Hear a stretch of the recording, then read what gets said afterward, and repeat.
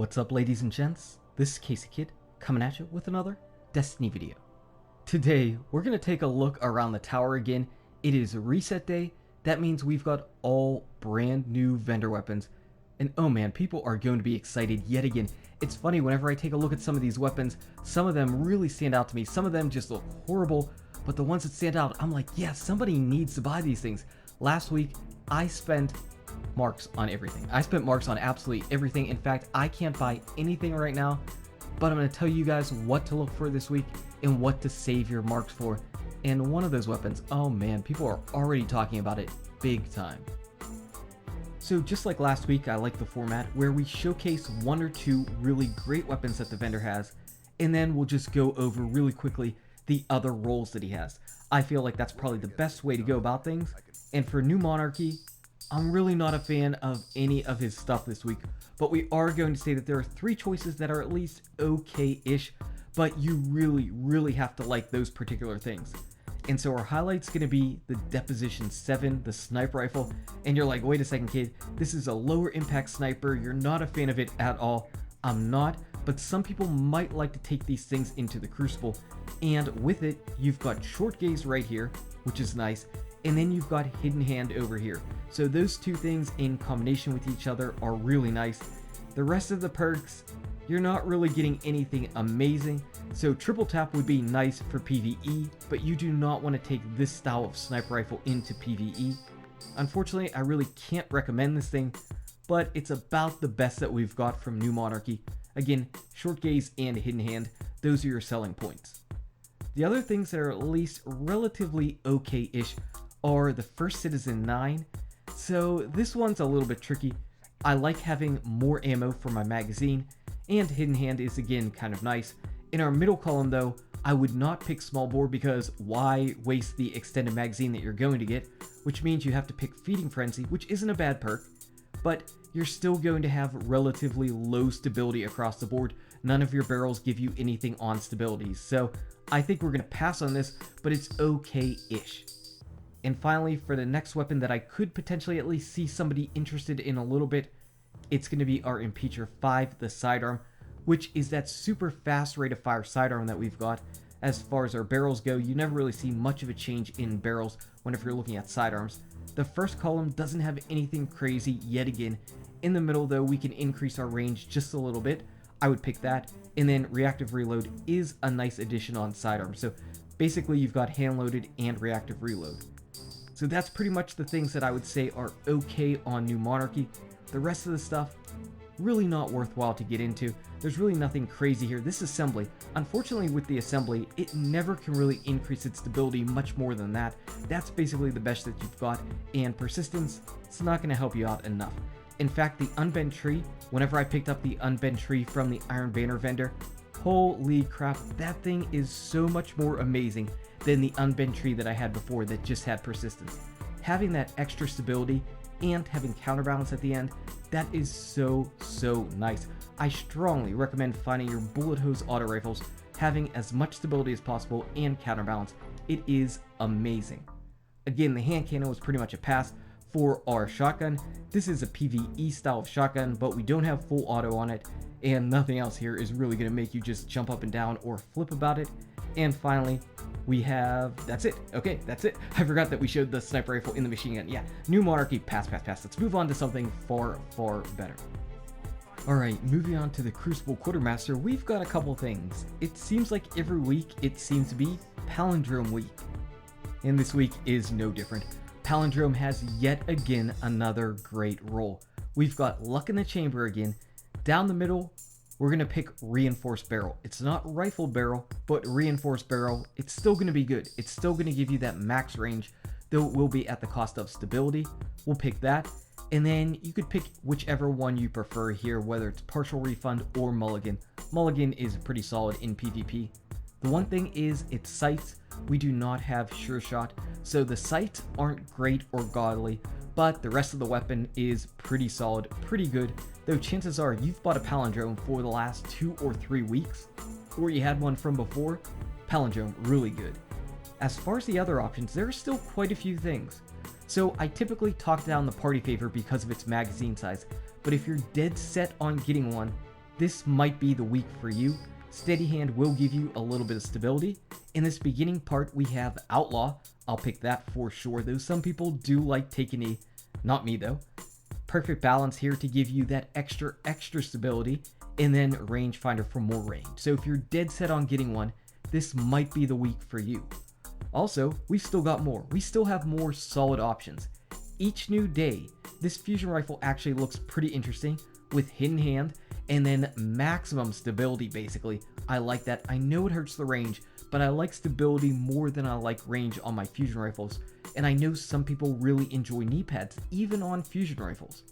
So each new day looks pretty solid overall. I'm a fan of that one. And the shotgun even the curtain call does have some potential. So with the special ammo economy being the way that it is, being able to instantly get back your special ammo whenever you cast your super is great. And you can get that with Replenish right there. Plus we've got Field Choke for extra range, and then we get even more range from Reinforced Barrel, and then we also have Rangefinder. So this curtain call, as far as curtain calls go, that's a pretty solid one. I believe our sidearm is also pretty awesome if you like the sidearm type that has New Monarchy all over it. Rate of fire, lower impact for sidearms. This might be the way to go here. So we've got Zen Moment to help kind of rein in your sidearm shots. Then we've got Hand Loaded for just a little bit of extra range. Every bit of range helps on sidearms, and then more range with Rangefinder. So this sidearm is pretty solid as well, just like the New Monarchy type. And finally, the Rocket Launcher, something wicked.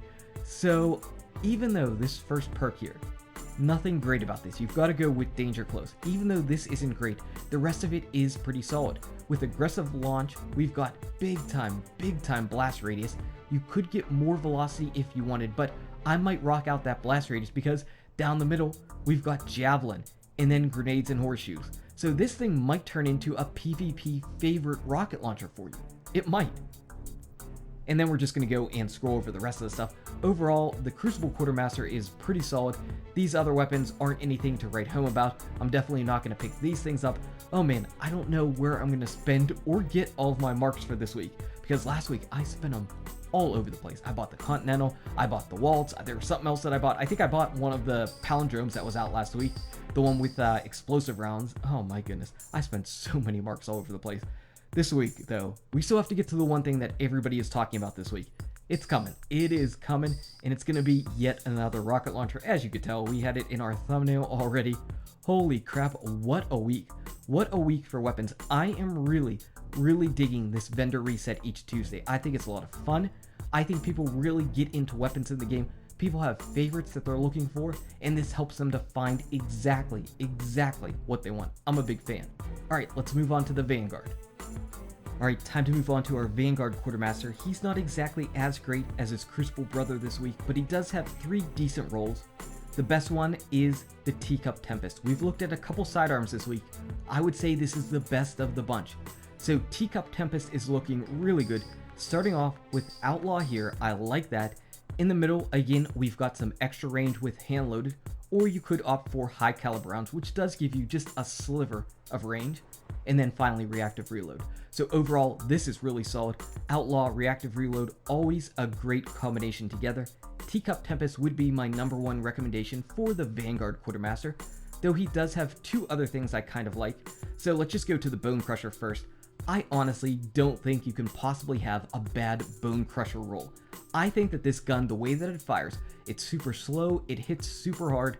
I feel like it's really difficult to get a bad roll. Maybe if you had 2 perks here that both lowered the magazine, it would be a bad one, but we don't. We've got extra range, so that's nice. So Bone Crusher, again, pretty solid overall. And finally, the Occam's Razor. Again, this is a PvE style of shotgun. It's got that lower impact, the faster rate of fire, and what we want on any of these style of shotguns is full auto, which we've got. So full auto, perfect balance, and then close and or personal, that would be nice. Or of course, life support, whichever you prefer. Overall, not bad. Not bad. The rest of the weapons, they don't really stack up. The Continental last week was amazing. I bought it. Even though I had an Extremophile that had basically the same roll, I bought the Continental. This week does not hold up to last week's counterpart, unfortunately, so you can definitely pass by on that one. And the rest of the stuff is kind of weak as well. This Parthian shot though, some people might dig it. Some people might dig it, though they are not going to dig it for this first column. Secret Round is just an absolutely terrible, terrible perk. My problem is, even though Brace Frame gives you that extra stability, it costs magazine size, which I am not a fan of at all. Our Angel's Advocate, we had a really nice Angel's Advocate a few weeks ago. This week isn't holding up to that. Unfortunately, there's really nothing here that's going to go crazy, and again, lowering the magazine size whenever you've got a relatively low magazine size and a fast rate of fire, not a fan of doing that at all. For our How Dare You, I was really close to liking this one. Really, really close to liking this one. It had Sure Shot, Triple Tap, but then what I wanted to see was Explosive Rounds. If it would have had Explosive Rounds, I would have recommended it. Just for fun in PvE, maybe even usable and fun in PvP, because we found that Explosive Rounds are really good, even for those lower range hand cannons. With our X Asterisk, unfortunately, we really don't get to boost up that stability, and that's the number one thing I'm always looking out for on my fusion rifles. Small board doesn't cut it for me, unfortunately. Then what do we have here? Oh, that's our TEACUP Tempest. We talked about that. We've got our sniper rifle, our low impact sniper rifle. And here I am, yet again saying sell, sell, sell. Don't buy this thing. You don't need it. If you want this lower impact style of sniper rifle, even though it's not the exact same archetype, go get the one from New Monarchy.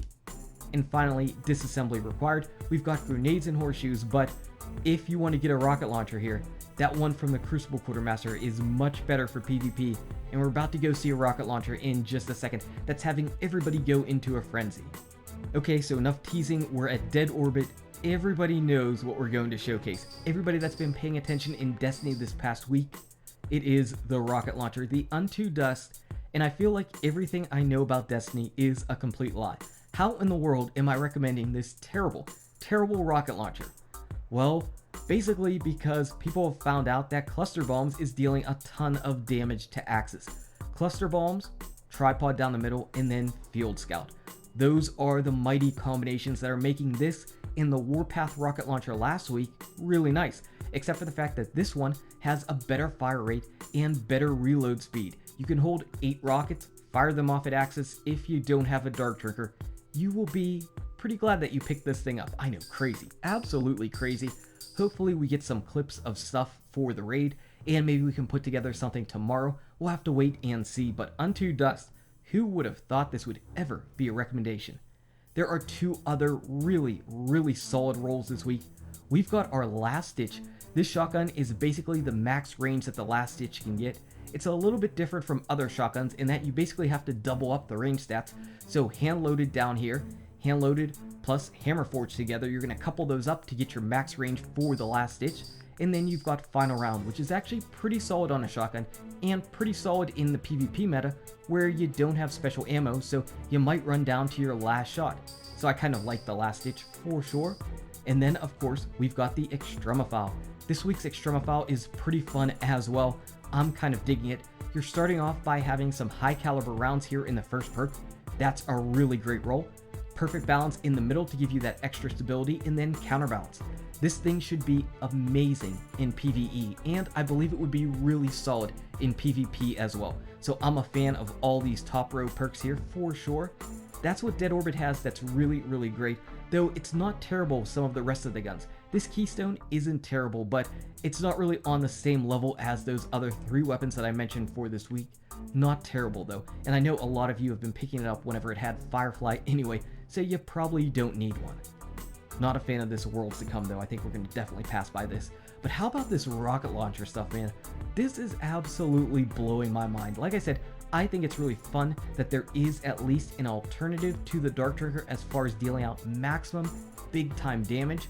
I don't know if it's as viable as the Dark Trigger overall, but again, that's stuff that we need to get into. Not that it doesn't deal enough damage, just the viability of it for use in the entire raid as far as that final battle. But you know what? We've got a lot of stuff to talk about with that. There is so much to talk on, but really fun, really cool. Who would have thought this would ever be a recommendation?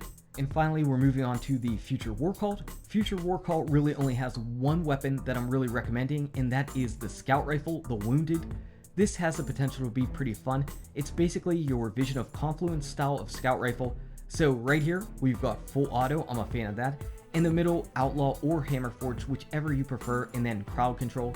My one concern would be that its stability is a little bit low, especially for rocking out full auto, but it would be a PvE style of scout rifle, and I still think you could have some fun with it. Though if you've got your Vision of Confluence from the Vault of Glass, chances are you don't need this. Still, this is probably the best that Future War Cult has this week, and it's pretty solid.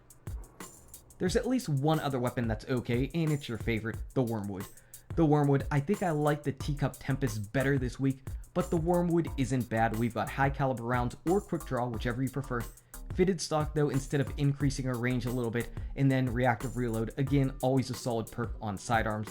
The rest of the rolls on these weapons, I'm not really a big fan of here. The Whale, unfortunately, you'd lower your magazine size, which would be nice if you happen to have luck in the chamber, which this thing does not have, unfortunately. And again, you've got lower range as it is, so with lower range, explosive rounds is always a bit nicer.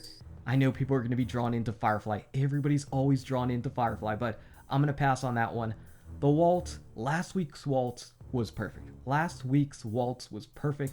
This week, not so much. You could increase your magazine size and then get your stats with small bore, so basically negating those things and then head seeker at the end. But overall, it's not going to be on the same tier as the weapon last week, so we're going to pass on by that one. Then we've also got our fusion rifles, which again isn't really doing it. Overall, this week, Future War Cult, we've got one really solid weapon, and then the rest I think we would pass. Last week, Future War Cult was the place to be. How about these rocket launchers though? We've got to talk about these rocket launchers yet again. Absolutely amazing. Now the Warpath, this set it off all last week, but this week, not so much. Not so much this week, not at all. This could be useful in PvP, except for the fact that the velocity is simply too low. You could really get that blast radius all the way up there to maximum, but again, without anything else, you're going to really have a lower velocity. That's about the max velocity you can have.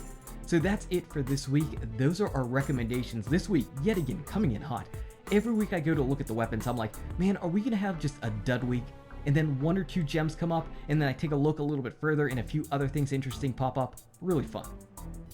Anyway, guys and gals, thank you so much for watching. If you enjoyed this video, smack that like button and subscribe to the channel.